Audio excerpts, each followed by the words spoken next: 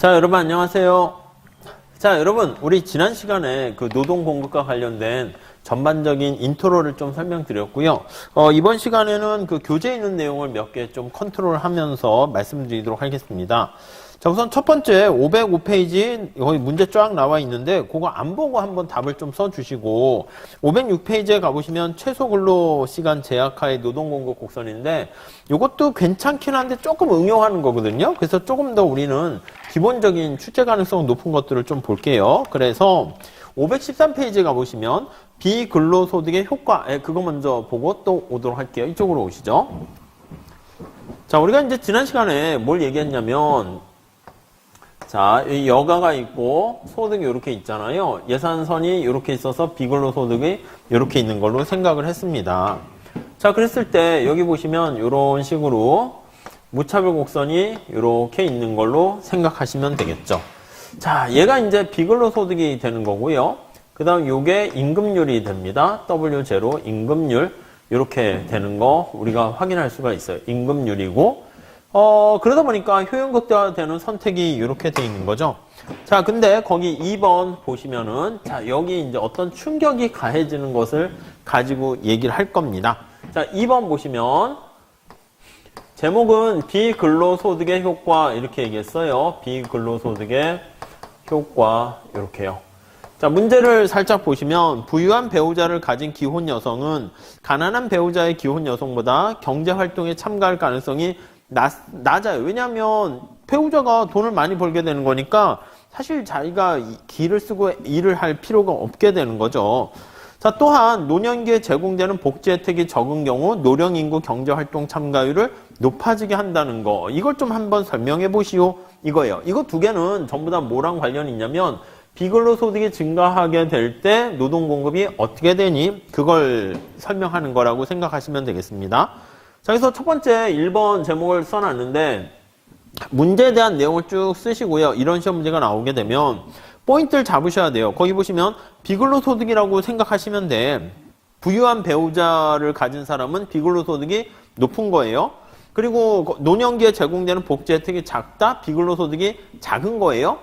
그렇게 되는 거예요. 그러니까 비근로소득이 클 때랑 작을 때랑 그 얘기를 하는 건데 거기 1번에 보시면 비근로소득과 유보임금 이렇게 나와 있습니다. 그래서 첫 번째는 이 문제 자체는 비근로소득이 이제 비근로소득이라는 말을 써야 돼요. 비근로소득과 유보임금에 대해서 물어보는 문제다라고 생각하시면 되겠습니다.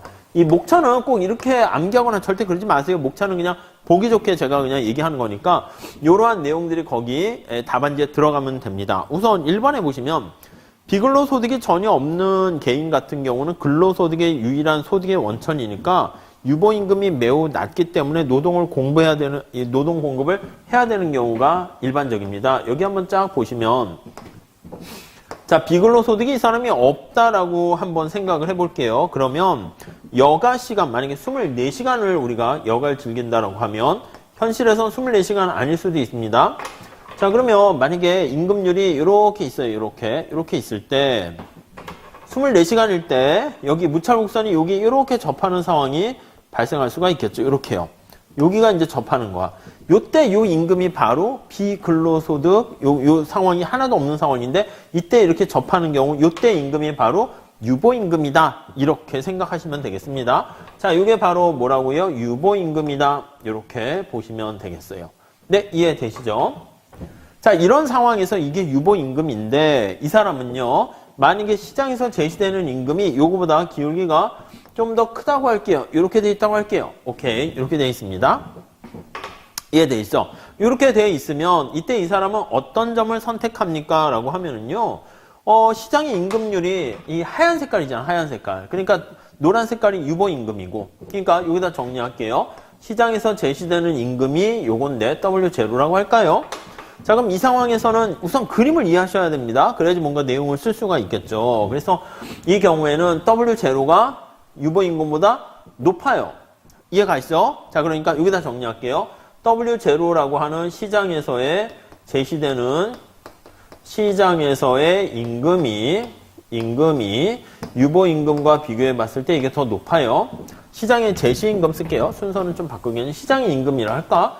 시장에 제시되는 임금이에요. 임금이 여기 나와 있는 유보임금보다 훨씬 높은 상황에서는 이 사람은 어떤 선택을 합니까? 라고 하면 요 점을 선택합니다. 이렇게요. 요 점을 우리 A점 이렇게 보시면 되겠어요. 네, 이해되시죠? 네, 그림. 자, 그럼 하나만 더 물어볼게요.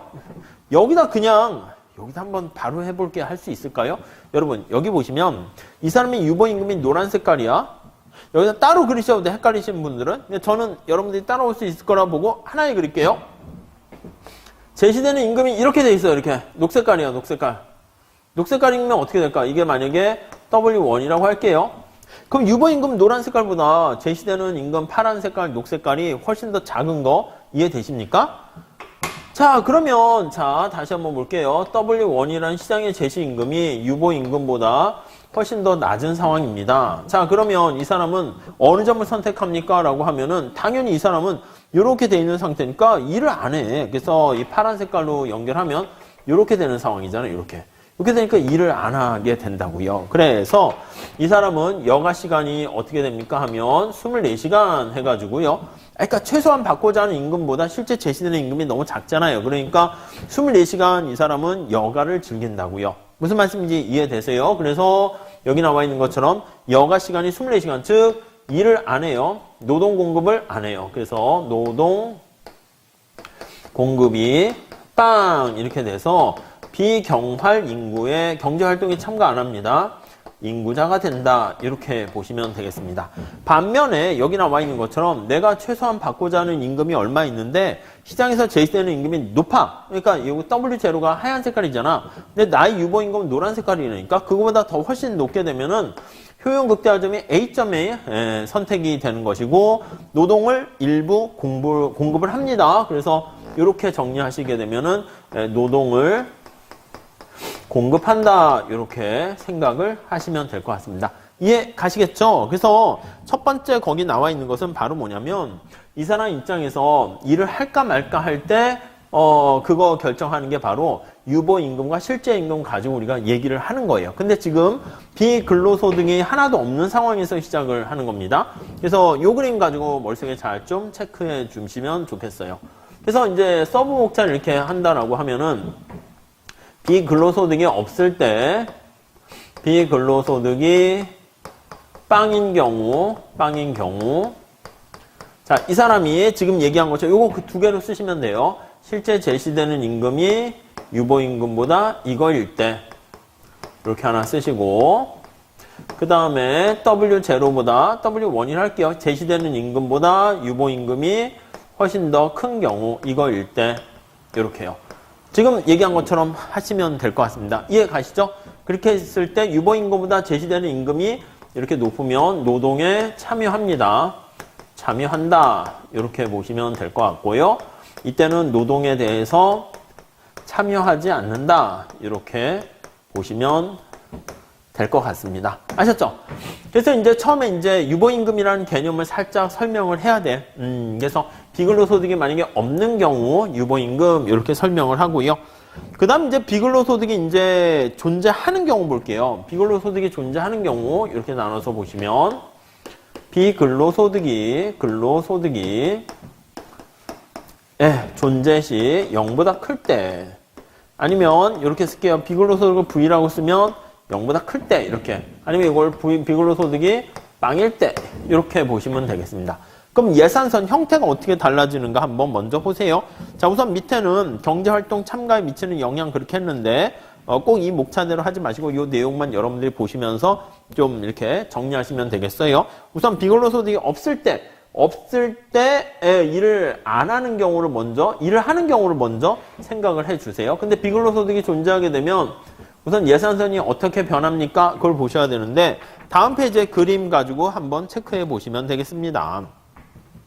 자, 비근로소득이 존재하면 예산선이 어떻게 변합니까? 하면 예산선이 이렇게 비근로소득이 없다가 이 끝이 올라간다니까요. 비근로소득이 존재하니까 예산선이 이렇게 올라갑니다. 이게 비근로소득 이렇게 돼 있는 거 알 수가 있습니다. 이해되시죠? 여기 수직축은 M 이렇게 쓰고요. 자, 이렇게 돼 있어. 그러면 우선 답을 정확하게 그려야 되는 거니까 제가 이렇게 설명을 하고 있는 거고, 이 앞에 인트로로 뭐 효용 극대화되는 저거 정도 MRS랑 예산선의 기울기 같은 거 꼭 써주시면 좋겠죠. 자, 그러면 이렇게 되어 있을 때 여러분 보시면 사실은 이 사람의 선택점이 어떻게 변합니까 하면 일을 하고 있을 때를 먼저 출발점으로 보시면 좋아요. 왜냐면 우리가 집이 부자래 가지고 비근로소득이 자꾸 증가하게 되면 일할 요인이 떨어진다고 직관적으로 보면 존재하는 경우에서 특히 비근로소득이 증가 시 이거예요. 증가 시. 자, 우리 마음속에는 어떤 형태가 됩니까? 그걸 한번 이해를 하는 거 보면은 비근로소득이 증가하게 되면 일할 의사가 떨어져요. 그러면 먹고 살만 하니까. 그래서 노동이 감소합니다. 그래서 직관적으로 보면 노동이 감소하고 당연히 여가가 증가한다라는 걸 알 수가 있어요. 이 직관적으로. 물론 효용함수 형태에 따라 달라지긴 하는데 아무 얘기 안 하면 콥더글라스 효용함수를 상정하시면 되겠어요. 그래서 여기 우리 지난 시간에 얘기한 것처럼 여기 대각선에 점점점을 하나 그려놓을게요. 이렇게 점점점 이렇게 그려놨어요. 자, 그러면 여기다가 무차별 곡선이 여기 이렇게 접하게 그려주시고요. 여기도 접하게 이렇게 그려주시고요. 이렇게 돼요. 자, 그러면 첫 번째 어떻게 됩니까? 라고 하면 비근로소득이 증가 시 노동 공급이 감소하고 여가 증가한다는 게 여기 나와 있습니다. 이렇게 나와 있어요. 이렇게요. 그러다가 이제 조금 더 증가합니다. 더 증가해. 그래서 이렇게 하다가 이렇게 여가가 증가하고 노동 공급이 감소하는데 만약에 여기서 비근로소득이 크게 증가 시 이렇게 한번 봅시다. 크게 증가 시. 자, 비근로소득이 크게 증가한다라고 하면은 이렇게 그러면 어떤 형태를 짓니까? 거의 그림을 잘 그려놨습니다. 그림이 약간 조금 더 가파르게 그리면 더 좋을 텐데 514페이지 한번 볼게요. 자, 여기 그림을 쫙 그리면 우리 지난 시간에 살짝 얘기했던 거랑 비슷해요. 여기서부터 이렇게 있다가 비근로소득이 쭉 중심으로 해가지고요. 점차 증가해요. 쭉 이렇게 증가합니다. 그래서 어디까지 좀 보시면 좋으냐면 여기까지만 그리시면 돼요. 아니면 좀 더 그려볼게요. 이렇게. 자, 그래서 비근로소득이 이렇게 위로 이렇게 자꾸 증가하는 거예요. 자, 그랬을 때 이제 그림을 그릴 땐 여러분들이 여기 보시면 원점을 지나는 방사선의 형태를 이렇게 그리셔야 돼요. 이렇게 그리셔야 돼요. 이렇게 그려야 됩니다. 네, 이해 가시겠어요? 자, 그러면 무차곡선이 여기 점선 이렇게 살짝 그릴게요. 이렇게 그립니다. 이렇게 그려요. 자, 그러면 지금 비근로소득이 증가하는 거니까 얘가 V0에서 이게 V1으로 이제 증가하고 자꾸 증가하는 상황이에요. 위로 이렇게 올라가요. 그랬을 때 무차곡선이 어디에 위치합니까? 라고 하면요. 여기에 이렇게 위치하고 여기에 이렇게 위치합니다. 그러니까 비근로소득이 아예 없었을 땐 이 사람이 노동 공급을 이만큼 했다니까 그러다가 여기 A점이었다니까 그러다 B점으로 가서 노동 공급이 감소해요. 여가가 증가해요. 그러다 이제 C점 가면 아예 여가만 누리게 되는 거니까 노동 공급이 없어져요. 그리고 조금 더 가면 어떻게 됩니까? 그래서 비근로소득이 여기서부터 이만큼 증가한 거야. 이만큼 증가해서 예산선은 이렇게 되면은 자, 그때 무차별 곡선이 어떻게 됩니까? 라고 하면 요 점을 선택을 해야 되는데 요 점은 우리가 선택할 수 없는 점이잖아. 자, 그러면 어디를 선택합니까? 하면은 색깔을 주황 색깔로 할게요. 여기를 선택해야 되니까 이렇게 된다니까. 이렇게요. 자, 그래서 우리 책에 뭐 잘못된 건 아닌데 그림을 좀 더 U2 나와 있는 그림을요. 교수님 교과서를 이렇게 거의 똑같이 그리긴 했는데 조금 더 부각시켜서 그렸으면 좋겠어요. 자, 페이지 거기 보시면 514페이지 그림은 요거에 맞춰서 그리면 얘가 U2야, U2 가파르게. 그래서 이렇게 그려주세요. 거기 보시면 예산선이 이렇게 있고 G점 있잖아요. 여기 G점 있잖아요. G점. 그랬을 때 거기 취지는 뭐냐면 이렇게 접하는 게 아니라 아예 일을 안 하는 거기 밑에 설명은 뭐냐면 MRS가 더 큰 거니까 무차별 곡선이 이렇게 가파르게 지나가는 걸로 좀 그려주세요. 이렇게. 자, 그러면 되세요? 저 앞에서 얘기했던 저 시작할 때 얘기했던 거랑 똑같습니다. 여기 보시면 예산선의 기울기가 이거야. 노란 색깔입니다. 이게 만약에 W0라고 할게요. 시장에서 제시된 W0 임금인데 자, 유보 임금은 어떻게 됩니까? 하면은 색깔을 이걸로 해야겠네. 이거 파란 녹색깔로 있다고 합시다. 이렇게. 유보 임금은 어떻게 됩니까? 하면은 요 점 24시간 띵까띵까 일을 했을 때 그때 무차별 곡선의 접선의 기울기가 이게 유보 임금이라니까 이렇게.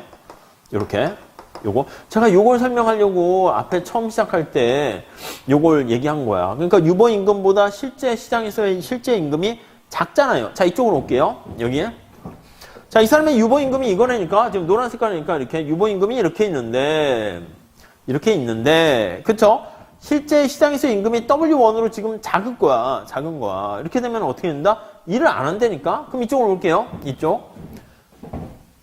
자, 노란 색깔이 요게 유보임금이에요. 유보임금. 그러면 저거랑 맞춰서 그린다고 그러면 요게 W1인 셈이에요. W1. 그러니까 W1이 유보임금보다 작으니까 이 사람은 일을 안 하게 되는 거예요. 그러니까 무슨 말씀이냐면 비근로소득이 점차 증가하게 되면은 어떻게 써줍니까? 라고 하면 이렇게 써주시면 되겠네요. 비근로소득이 존재할 때 특히 이렇게 되는 상황에서 비근로소득이 증가하게 되면 노동공급은 점차 감소하고 여가가 증가하다가 노동공급이 여기 비근로소득이 크게 증가하면 아예 노동공급이 빵이 되고 오히려 여가만 24시간 증가시키는 그런 형태. 그러니까 우리 책에 나와 있는 그 기울기에다가 U2 나와 있는데 접하는 것처럼 좀 그려있는데 더 가파르게 좀 그려주세요. U2 곡을 살짝 지우고 가파른 기울기를 좀 그려주셨으면 더 좋겠어요. 아셨죠? 그게 왜냐면 거기 가로 2번에 보시면 G점에서 이 G점 뭐라고 쓰냐 G점에서 네 거기 있는 것처럼 MRS가 뭐야? 여가소득 유보임금이 MRS랑 똑같다고 생각하시면 돼요. 나는 최소한 이만큼은 임금을 받아야 돼. 왜냐하면 내가 여가에서 느끼는 만족도가 이만큼이기 때문에 그렇습니다. 이해 가시죠? 자, 그런데 여기 W는 지금 1이라고 할게요. 시장에서 제시되는 임금보다 이게 크기 때문에 이 경우는 어떻게 된다? 맞아요. 일을 안 해. 그래서 비경제활동 인구가 된다. 이 인구에 빠진다. 이렇게 보시면 되겠습니다. 아셨죠? 네, 그래가지고 우리가 이제 요 메커니즘을 그대로 나타내는 거예요. 그래서 밑에 3번 거기 한번 보시면 자 3번 한번 보시면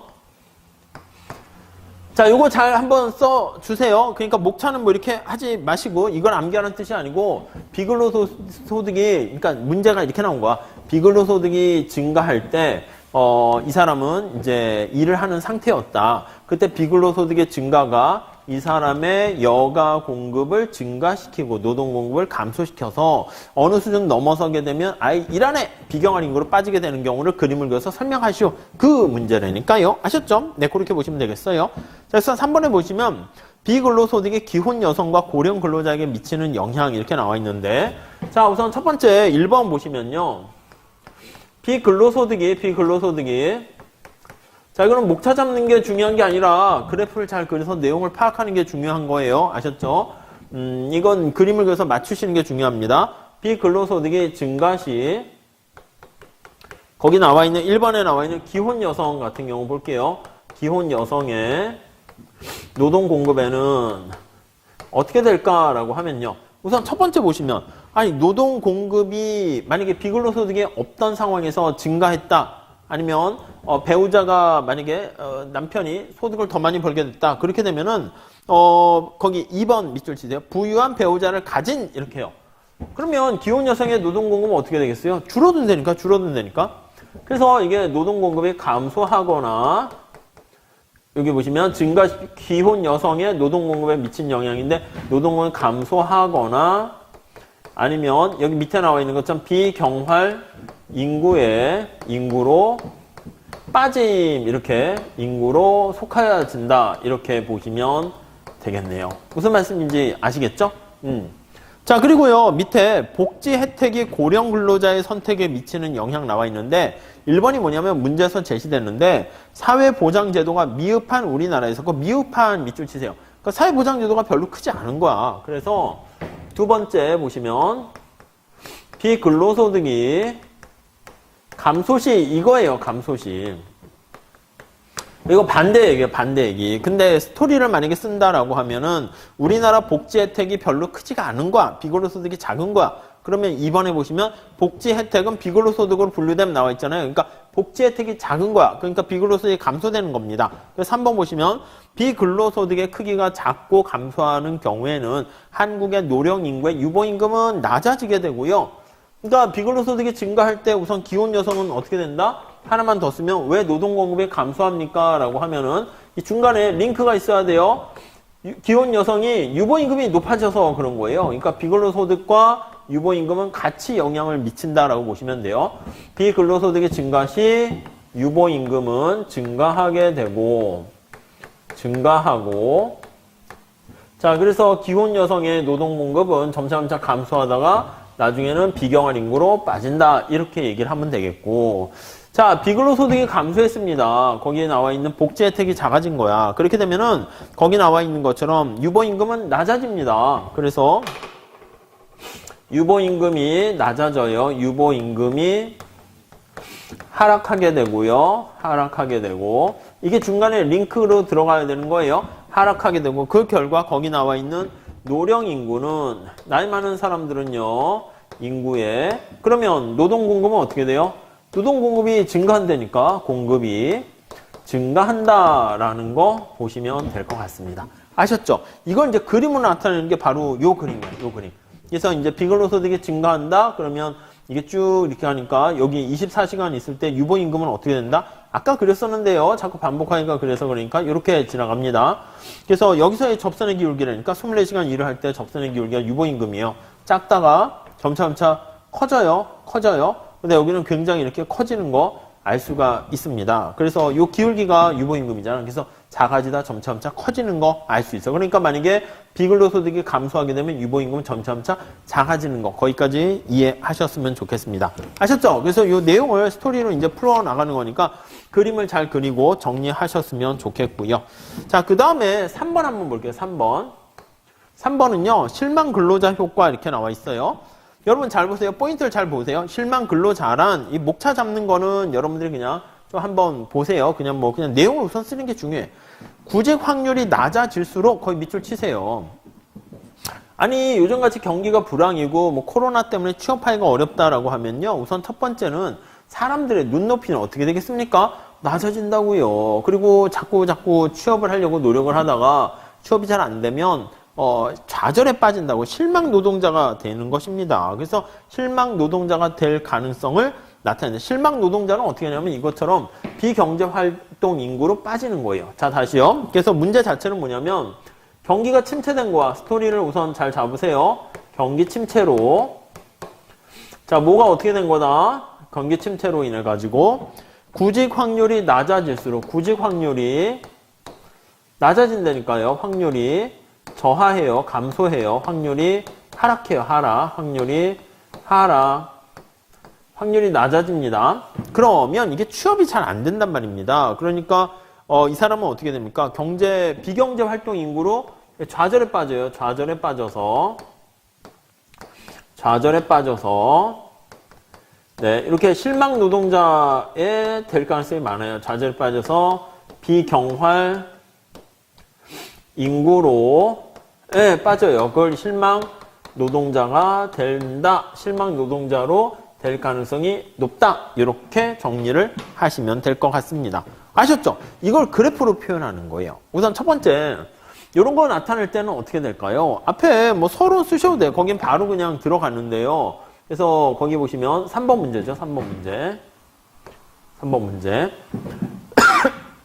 이 앞에다가 가만히 보시면은 경기가 침체했다, 불경기다 그렇게 나와 있잖아요. 불경기로 인해서 구직 확률이 점차 낮아지게 되는 경우에는 취업을 하기가 어렵기 때문에 좌절에 빠져서 비경활 인구가 되는 실망 노동자가 될 가능성이 높다. 이를 그래프로 설명하겠다. 이렇게 보시면 돼요. 아셨죠? 그래서 그거는 뭐 서론, 개요 이렇게 해서 쓰시면 되겠고요. 그 다음에 목차를 잡으면 먼저 실망 노동자라는 개념 그걸 좀 써주셔야 돼. 그래서 두 번째 뭐 실망 노동자 뭐 개요 안 쓰셔도 되는데 거긴 바로 실망 노동자, 근로자, 효과 이렇게 표현을 했습니다. 그럼 이제 먼저 쓰셔야죠. 실망 근로자란, 실망 노동자란, discouraged 해서 용기를 상실한 근로자로서. 그렇죠. 경기 변동에 따라서 거기 첫 번째 줄에 동그라미 1번 보시면 경제활동 참가율이 영향을 받게 되는데, 미치게 되는데, 불경기에 경제활동 참가율이 낮아지는 경향이 있게 됩니다. 그게 바로 실망 근로자가 될 가능성이 많다는 겁니다. 자, 그래서 거기 2번에 보세요. 불경기에 경제활동 인구에 속했던 실업자가 직장을 구할 가능성이 크게 줄어들어서 아예 그 표현을 잘 보세요. 구직 활동을 단념하면서 비경할 인구가 돼서 일할 의사가 없는 거예요. 실망 노동자라고요. 실망 노동자가 될 가능성이 많아지게 되고요. 그 결과 경제 활동 참가율이 크게 낮아지게 된다. 뭐 그렇게 보시면 되겠죠. 우리 앞에도 부가 근로자 효과랑 실망 근로자 효과 둘 다 체크하셔야 됩니다. 자, 이를 그래프로 나타낼게요. 그래서 그래프를 이용한 설명. 이렇게요. 자, 우선 거기 밑에도 그림이 나와 있는데 거기 보시면 시장 임금이 W였었습니다. 그때 노동을 얼마만큼 했었어. 그래서 처음에는 어떻게 해야 될까요? 처음에는 시장에서 제시되는 임금이 유보되는 임금보다 훨씬 큰 경우 이렇게 돼 있는 거야. 그럼 이 사람은 일을 한다니까요. 자, 그래서 여기 보시면 밑에 그림이 그거죠. 내가 거기 보시면은 비근로소득이 있는 걸로 가정한다 이런 거 앞에 쓰셔도 돼요. 개요해가지고 앞에 뭐 서론 인트로 하시고 두 번째 뭐 어떤 가정 이렇게 보셔도 될 것 같습니다. 아니면은 실망 근로자 효과라 해서 뭐 여기다 그래프 설명을 해도 되고 비근로소득이 있고 거기 보니까 임금률이 이렇게 높은 상황입니다. 그래서 이 사람의 무찰보 곡선은 처음에 거기 있는 것처럼 이렇게 돼 있어요. 여기를 선택하고 있어요. 거기 보시면 2점 이렇게 돼 있는 거죠. 자, 그래서 이 사람 같은 경우에는 거기 보시면 G점에 지나가는 무찰곡선이 있을 거 아닙니까? 이렇게. 아까 얘기했어요. 그러면 여기 잘 보세요. 여기 예산선이 이렇게 있다니까 여기 W라니까 이게 W 실제 임금이라니까 이게 지금 W 상황인데 유보임금은 어떻게 됩니까?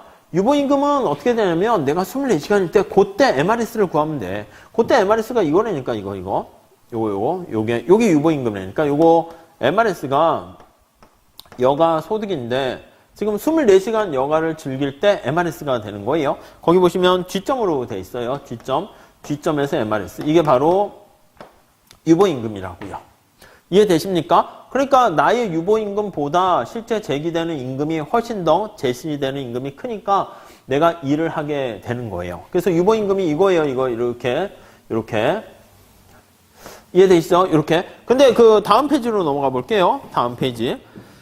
자, 거기 보시면 이제 불균형 상태, 여기 보시면 경제가 불경기가 돼가지고요. 임금률이 하락한다라고 할게요. 그래서 여기다 쓰면 W 제시되는 임금이 유보임금보다 더 낮아진 상태라고 할게요. 요거 한번 보시면, 자, 이거는 불경기로 제시되는 시장의 임금이 자, 유보임금보다 낮다라고 하면 유보임금이에요. 리저브해서 유보임금보다 낮은 경우 이해되십니까? 낮은 경우. 자, 그래서 여기다 한번 예를 들어 볼게요. 시장에서 제시되는 임금이 거의 아니면 이게 수평이면 어떻게 돼요? 수평이면 이렇게 되면 어떻게 돼요? 아니, 극단적으로 임금이 빵이야. 임금률이 지금 예산선 기울기잖아요. 근데 이렇게 돼버리면요. W가 어떻게 돼요? W가 지금 W가 빵인 거예요. 아예 임금 없이 공짜로 일하라는 거야. 그럼 누가 일을 해? 그럼 당연히 예산선이 여기서부터 이렇게 가게 되면 이렇게 된 경우에는 물론 이제 현실에서 너무 빵이라고 하면 좀 그렇긴 한데 아주 요 녹색깔보다는 완만하게 그려야 돼. 녹색깔이 유보임금이잖아. 그거보다 임금률이 훨씬 더 작게 그려야 됩니다. 작게 그리게 되면은 그렇습니다. 그럼 이 사람은 어떻게 돼? 비경할 인구에 빠지게 되는 거죠. 그래서 요 경우에 되는 거니까 아예 일을 안 해. 비경할 인구로 빠져버려. 이렇게요. 이렇게 빠져버리게 되면 이게 바로 뭐라? 실망 노동자가 된다는 것입니다. 이해하시겠습니까? 그래서 다음 페이지에 새로운 직장 탐색 뭐 이렇게 해놨는데 그거 암기하지 마시고요. 그냥 기대임금으로 거긴 표현했어. 그건 조금 어려운데 그건 살짝 넘어가셔도 됩니다. 원하는 직장을 찾을 확률이 떨어지는 거야. 자, 우리 늘상 이렇게 했잖아요. 야, 내가 받는 임금은 이건데, 내가 취업을 하면 좋은데, 이제 구직 활동을 찾아 나서야 돼요. 나서는데, 거기 1번에 보시면 나와 있듯이, 아니면 1번에, 동그라미 2번 거기 보세요. W를 지급하는 임금이, 요거, 시장에서는 그냥 아니면 임금이, 요거 그대로 가만히 있어요. 그러니까 여기 나와 있는 게, 첫 번째는 경기가 안 좋으니까 시장에서 제시되는 임금이 하락한다. 이렇게 되면은, 됐어. 나 그냥 나의 유보임금보다 낮은 경우에 나 일 안 해. 이렇게 될 수가 있다고요. 그런데 시장에서 임금이 낮으면 이거는 아예 그냥 스스로가 비경할 인구로 빠지는 건데 그게 아니라 구직 확률이 하락하는 거야. 그래서 요걸 좀 넣어야 될 것 같아. 요거. 이거 어떻게 넣을 수 없을까? 해가지고요. 그래서 우리 거기 해설에 뭘 넣냐면 1번에 동그라미 2번. 제목 1번에 보시면 새로운 직장 탐색에 기대 임금 이렇게 나와 있습니다. 그걸 거기다가 집어넣은 거예요. 이해 가세요? 자, 다시요. 자, 요거 2번은 써도 되고 안 써도 되고 얘는 이제 반드시 써야 되고요. 이럴 경우엔 당연히 일을 하고 있는 상황이야. 근데 만약에 불경기가 되다 보니까 요게 이제 기대임금 가지고 이제 결정을 하는 거야. 그래서 앞에 기대임금 그 설명을 거기다 넣은 거예요. 동그라미 2번 보시면 W 임금을 지급한 직장을 만날 가능성이 P라고 할 때 그때 기대임금 이렇게 나타낸 거예요. 기대임금은 자, 거기 보시면은요. 기대했잖아. expectation 해가지고 임금, 요런 임금을 내가 예상하는 건데 이게 붙을 확률을 계산하는 거예요. 그래서 P 곱하기 W 이렇게요. 자, 다시요. 기대임금만 살짝 좀 체크해 주세요. 자, 기대임금은 내가 얼마의 임금을 받을 확률을 이제 나타낸다라고 생각을 하시면 되겠습니다. 자, 그런데 만약에 다시요. 호경기다. 호경기인 경우에는 내가 예상되는 기대임금이 어떻게 되냐면 이게 확률이 이게 P라니까 P 이게 확률이 1이 되는 것이고요.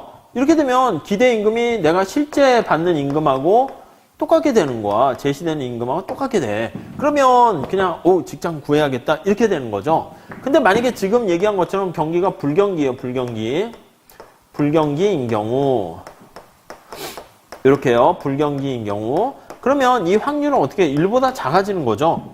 아니 내가 삼성전자에 취업을 하면 당연히 좋겠지. 근데 삼성전자에 들어갈 때 취업할 확률을 계산해야지 나의 기대 예상 임금이 되는 거 아니겠습니까? 그럼 이게 낮아지게 되는 거야. 그렇게 되면은 거기 나와 있는 기대 임금은 어떻게 되겠어요? 기대 임금이 요게 임금이 실제 제시되는 임금보다 훨씬 더 작아지게 된다. 이렇게 볼 수가 있겠죠. 아셨죠? 그래서 거기 보시면은 밑에 원하는 직장을 만날 가능성과 선택에서 1번 잘 보세요. P가 1보다 작은 경우에는 기대 임금이 실제 시장에서 제시되는 임금보다 낮아질 수 있어. 그게 뭐예요? 기울기가 낮아지는 거야. 그래서 여기 나와 있는 제시되는 임금 나의 요거보다 실제로는 더 낮아지게 될 수가 있습니다. 이해 가세요? 낮아지게 되니까 거기 보시면 2번 보시면 유보임금이 기대임금보다 높은 상황이라고 하면은 네, 거기 나와 있는 것은 비경할 인구가 되는 것이고 기대임금을 고려한 거기 보시면은 그 기대임금이 그래서 점차점차 이렇게 낮아지게 되는 거예요. 그래서 정리를 한번 해볼게요. 그러니까 세 개를 이제 고려해야 되는 거예요. 첫 번째는 시장에서 제시되는 임금이 유보임금보다 당연히 높게 되면 취업을 해요. 근데 아예 제시되는 임금이 유보임금보다 낮으면 아예 취업을 안 해요. 근데 우리는 이 불경기를 얘기해야 되는 거니까 좀 기대 실질인 기대임금까지 고려해서 목차를 좀 설명을 하려고 합니다. 자, 그래서 다시 정리를 한번 해보도록 하겠습니다.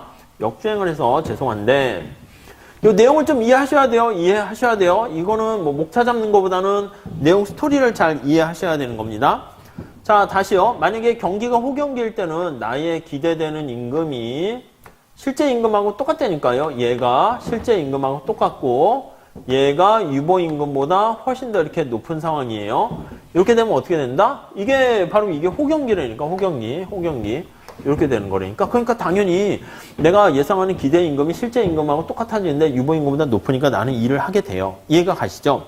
자, 근데 그게 아니라 경기가 여기서 불황이 된다니까 경기가 불경기가 되는 거라니까. 그래서 이 기대 임금이 요거보다 낮아지는 거야. 낮아지는데 순서가 바뀌었다고 할게요. 기대되는 임금이 순서가 이렇게 된 거야. 이렇게 돼도 어떻게 돼요?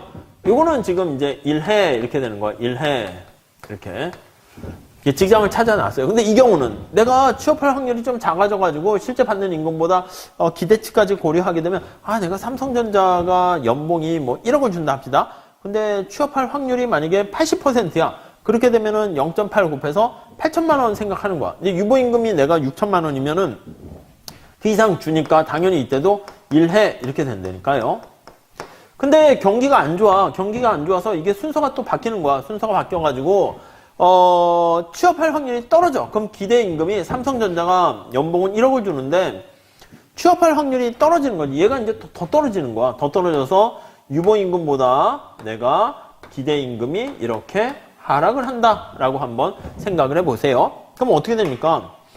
아니, 내가 그 최소한 받고자 하는 임금이 한 6천만 원인데 삼성에서 1억 준대. 그러면 당연히 일해야 되는 거 아니겠습니까? 근데 사실은 내가 취업한다고 삼성이 무조건 취업 원서 낸다고 그냥 합격하는 건 아니잖아. 그래서 합격 가능성까지 고려한 이 기대임금이라니까. 기대임금이 삼성전자에 합격할 가능성이 내가 뭐 한 40%밖에 안 된다. 그러면 1억 곱하기 0.4 하게 되면 기대 실질 임금은 4천만 원이라고요. 그러니까 이 경우는 어떻게 돼? 아, 내가 최소한 받고자 하는 임금은 6천만 원인데 너무 크게 잡아서 그런가? 아무튼 이게 나의 유보임금보다 작단 말이야. 그렇게 되면 이거는 어떻게 한다고? 일 안 해. 이렇게 된다라고 보시면 되겠습니다. 아셨어요?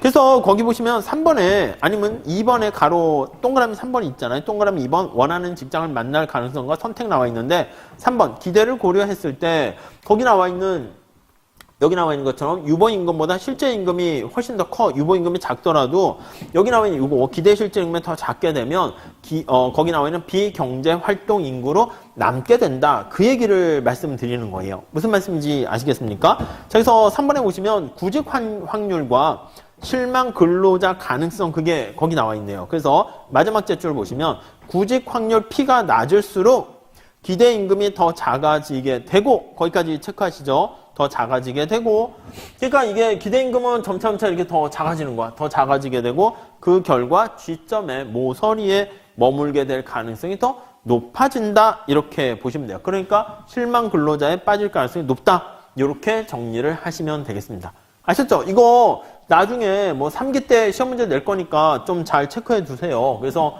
뭐 2기 때는 좀 얘기하고 그래서 좀 소개를 해 드린 거예요. 그래서 자, 다시 어떤 거다?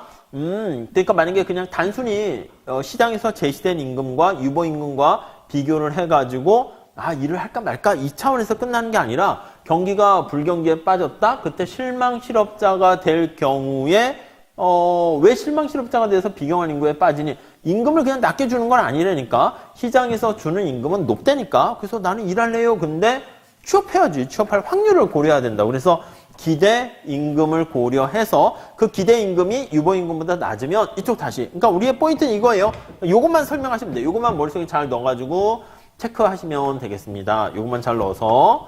그래서 다시 정리를 하게 되면 경기가 불경기가 심해진다 이렇게 되면은 어떻게 되냐면 예, 맞습니다. 여기 나와 있는 유보임금보다 여기 높다니까 유보임금보다 시장에서 제시임금이 높다니까 근데 취업해야 말이지. 성공해야 말이지. 그러니까 이게 중요한 게 아니라 기대임금이 유보임금보다 낮아지게 되면 확률까지 고려해서 낮아지게 되면 그때 실무 근로자가 될 수 있다.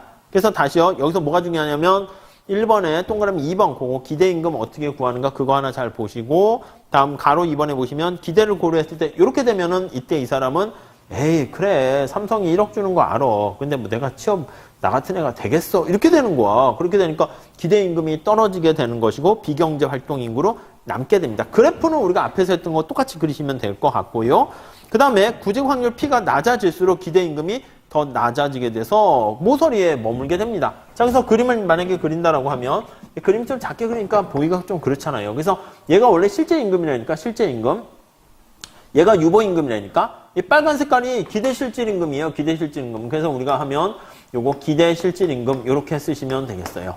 그래서 시장에서의 임금은 빵은 아닌데 기대 확률이 빵이야. P 곱하기 W인데 여기서 P가 빵이야. 내가 뭐 삼성에 합격할 확률은 빵 %지 이렇게 되면은 그냥 뭐 뭘 도전 자체를 안 하게 되는 거죠. 됐어. 뭐 이렇게 실망 노동자가 되는 거예요. 그래서 이 그래프를 예산선을 3개를 그리셔야 됩니다. 하나는 실제 임금, 유보 임금, 실제 임금이 유보 임금보다 높더라도 기대 실질 임금으로 해서 이게 만약에 더 낮아지게 되면 일 안 해. 이렇게 된다는 거예요. 아셨죠? 이거 되게 중요한 거예요. 잘 봐주세요. 자, 그 정도 보시고요. 다음에 517페이지 4번 부가 근로자 효과 그거 한번 볼게요. 자, 거기 한번 보시면 부가 근로자 효과 나와 있어요. 한번 보도록 하시죠. 자, 이 노동 공급과 관련된 게 양이 좀 많아요. 노동 수요랑 노동 공급이 제일 많습니다. 자, 여기서 부가 근로자 효과 이렇게 있어요. 부가 근로자 효과 이렇게요. 자, 우선 첫 번째 그 제목은 이렇게 넣었습니다. 불경기. 여성의 경제활동 참가가 증가하는 경향을 좀 설명하세요. 그래프를 이용해서 설명하세요. 자, 부가근로자 효과라는 건 뭐냐면 경기가 침체가 돼서 불경기가 되면요. 부가적인 이게 세컨더리 근로자에 에디드 되는 추가적인 근로자라고 생각하시면 돼요. 그래서 만약에 남자 여자 중에서 밖에 나가서 메인으로 일하는 근로자가 있을 거 아닙니까? 그래서 주 근로자가 있고 약간 파타임으로 나가서 일을 하는 사람을 부가 근로자라고 생각하면 돼요. 근데 불경기에 부가적인 근로자들의 노동시장 참가는 어떻게 된다? 증가하게 되는 거예요. 그래서 스토리가 이렇게 돼요. 아까 얘기한 것처럼 불경기라는 충격이 있게 되면 쇼크가 와요. 그러면 첫 번째는 앞에서 얘기한 것처럼 실망 근로자 효과가 생겨. 실망 근로자 효과는 뭐예요? 이거는 뭐냐면 아니 경기가 안 좋잖아. 그러니까 나 같은 애가 취업하겠어? 이래가지고요. 노동 공급이 감소하는 거. 그래서 비경한 인구로 빠질 가능성이 많게 되는 겁니다. 자, 근데 경기가 불경기가 돼. 그러면 우리 주 근로자가 실직되거나 해고가 되는 거야. 그래서 거기 한번 볼게요. 불경기와 노동 참가라고 해놨는데 거기 가로 안에 경기 침체가 노동수에 미치는 영향이 있어요. 1번 보시면 경기가 침체되면 침체에 밑줄 치세요. 불경기입니다. 노동수요가 감소해. 그러다 보면 2번 보시면 가구주인 근로자가 실직되거나 충분한 일거리가 부족해가지고 소득이 감소하는 거야. 그렇게 되면 가구주의 근로소득 가지고는 먹고 살기가 힘들어집니다. 그러면 가구의 생계비는 일정한데 소득이 작아지게 되는 거니까 나래도 가서 그 다음 줄에 보세요. 생계 유지 어려움으로 종전에 비경할 인구에 속했던 가구원이 그게 이제 부가근로자입니다. 그래서 남자가 만약에 밖에서 일을 하고 있었다 합시다. 그럼 부인은 애를 케어하고 그냥 집에서 이제 가정주부로 전업주부로 있었는데 남자가 실직되거나 아니면 임금이 반토막이 나거나 이렇게 되면 생활을 어느 정도 유지하기 위해서 주부였던 부인이 밖으로 나가서 일을 할 수가 있게 되는 거예요. 그러니까 뭐 남녀 바뀔 수도 있고요. 그래서 그게 바로 부가 근로자 효과 이렇게 된다는 것이죠. 이 경우는 어떻게 됩니까? 라고 하면 이거는 노동 공급을 증가시킨다 라고 생각을 하시면 될 것 같습니다. 아셨죠? 그래서 경제활동 참가율이 상승한다. 그러니까 이거는 경제활동 참가율이 떨어지고 이거는 경제활동 참가율이 올라가게 된다라는 거 알 수 있습니다. 자, 그래서 실망 근로자 효과는 아까 어떻게 됐어요? 그냥 예산선 기울기가 이렇게 기대 임금률이 하락하는 경우로 생각하시면 되겠고 이거는요. 거기 남성 가구주의 소득 감소는 거의 밑줄 치세요. 부인의 비근로 소득 감소로 나타내는 거예요. 여기 보시면 부가 근로자 효과는 이거 거기 보시면은 비근로소득이 감소하는 그 효과를 얻게 되는 겁니다. 그래서 예산선을 표현을 하게 되면 이렇게 있다가 예산선이 이렇게 있다가 이게 안쪽으로 이렇게 내려가는 거예요. 이렇게 해서 안쪽으로 이렇게 내려간다 이렇게 생각을 하시면 되겠습니다. 그래서 아까 봤던 그 그림 거꾸로 보시면 돼. 비근로소득이 증가할 때를 반대로 생각하시면 돼요. 점점점점 이렇게 있죠. 이렇게 있습니다. 그래서 예산선이 여기 보시면 요 끝이 이렇게 시장의 임금률이 이렇게 있었는데 이 사람 입장에서는 비근로소득이 여기서부터 여기 접하는 경우에요. 이렇게 있었어요. 이렇게. 나 일 안에 이러고 있었는데 이게 안쪽으로 이렇게 가게 되니까 선택점이 어떻게 된다? 여길 선택하게 되는 겁니다. 이렇게 되는 거예요. 자, 그럼 어떻게 돼? 여가 소비량이 감소하고 그래서 노동 공급이 증가한다. 이렇게 얘기를 되는 걸 알 수가 있을 것입니다. 아셨죠? 그래서 그 다음 페이지에 나와 있는 그림 그대로예요. 그러니까 G점에서 예산선이 여기가 G점이야. 그 다음 페이지 그림 보세요. G점 이렇게 나와 있어요. 예산선이 평행하게 안쪽으로 이동을 하기 때문에 그렇게 돼서 여기 나와 있는 경우에는 여기 나와 있는 것처럼 이렇게 가니까 여가 소비 감소해서 일을 더 하게 된다라고 보시면 되겠습니다. 자, 그래서 4번 별표 한번 해주세요. 불경기가 노동시장에 미치는 영향 이거를 설명하세요 라고 할 때 그냥 불경기가 노동시장에 미치는 영향 이렇게 나타내게 되면은 우리가 노동의 수요가 감소하고 이제 수요 공급 전체로 나타낼 수 있는데 개인의 여가와 소득의 선택에 미치는 영향 이렇게 표현을 하게 되면은 이렇게 돼요. 그래서 실망 근로자와 부가 근로자 효과가 나타내는데 두 효과 중에서 어느 게 더 크냐에 따라서 경제활동 인구의 크기가 달라질 수 있습니다. 그래서 이제 보통 3번에 동그라미 치시면 거기요 불경기에 따라서 실망 근로자 효과는 실업률을 좀 높이게 되고요. 비경할 인구가 거기 보시면은 실망 근로자 효과는 거기 보시면 실업률을 좀 낮추게 되고 이렇게 해야 되는데 낮추게 되고요. 거기 보시면은 부가 근로자 효과는 실업률을 거기 보시면 더 사람들이 일을 더 하게 된다. 그런 의미에서 비경할 인구를 낮추게 되고 이거는 비경할 인구를 높이게 된다. 이렇게 보셔야 되겠네요. 그래서 거기다가 좀 3번에다가 이렇게 써주세요. 불경기에 실망 근로자 같은 경우에 효과는 거기 보시면 거기 경제활동 참가율을 비경제활동 참가율을 높이게 되고 그리고 부가 근로자 효과는 비경제활동 참가율을 낮추게 된다 이렇게 쓰시죠. 아니면 경제활동 참가율로 설명하세요. 경제활동 참가율을 얘는 어떻게 된다? 일을 안 하니까 경활 인구라고 할게요. 경활 인구가 하락하고 비경활 인구가 증가한다 이렇게요. 시험 문제는 비경활 인구로 물어볼 수도 있고 경제활동 인구로 물어볼 수도 있어요. 인구는 증가하게 된다. 이렇게 보시면 되겠고 그래서 경제활동 인구가 줄어들기 때문에 실업률 자체는 하락하는 결과가 초래해요. 그래서 이렇게 되면 실업률은 하락하게 되고 이렇게요. 하락하게 되고 이렇게. 그리고 여기 나와 있는 거는 이거 반대로 생각하시면 돼요. 그래서 이거 반대로 하세요. 노동 공급이 증가하는 거니까 경제활동 인구가 증가하면서 비경활 인구 감소하고 물론 경제활동 인구가 증가했지만 취업이 될지 안 될지는 잘 몰라요. 근데 취업이 됐다라고 뭔가 할 때 일을 하겠지. 아예 안 되면 아예 나서지 않긴 할 테니까. 그러면 실업률은 오히려 뭐 여기 보시면은 더 취업하려고 하는데 안 될 수도 있긴 할 거예요. 그래서 뭐 증가할지 감소할지는 좀 애매해요. 그래서 거기 보시면 실업률로 교수님 책에는 언급이 있어서 그렇게 했는데 실업률보다는 비경활 인구 그쪽으로 쓰는 게 더 좋을 것 같아요. 그래서 다시요. 이렇게 비경활 인구로 쓰면 비경활 인구는 어떻게 된다? 얘는 증가하고 얘는 감소한다. 이렇게 보시면 되겠습니다. 무슨 말씀인지 아시겠죠? 예, 그것만 좀 잘 체크하세요. 그리고 이제 둘 중에는 어느 게 더 큰 거 같습니까? 한번 실증 연구를 해보면 실망 근로자 효과가 좀 더 크다 이렇게 나타나는데 그 실증 연구까지는 뭐 그렇게까지는 안 쓰셔도 될 것 같아요. 아셨죠? 자, 이거 좀 잘 보셨으면 좋겠습니다. 노동 공급과 관련해가지고 그거 좀 말씀을 드렸고요. 그 다음에 5번에 부의소득세와 노동 공급 효과는 여러분들이 셀프로 한번 해가지고 한번 좀 살펴보시면 좋겠고요. 우리 다음 시간에 어떤 거 할 거냐면 우리가 시험 문제 낸 거를요, 조금 설명을 드릴 거예요. 설명 드린 다음에, 거기 뒤에 나와 있는 할증 임금 효과 6번 하고요, 7번 하고요, 거기 나와 있는 거 있죠. 그거 여러분들이 좀 봐주세요. 8번 나와 있는 거, 그거까지 좀 봐주셨으면 되겠습니다. 아셨죠?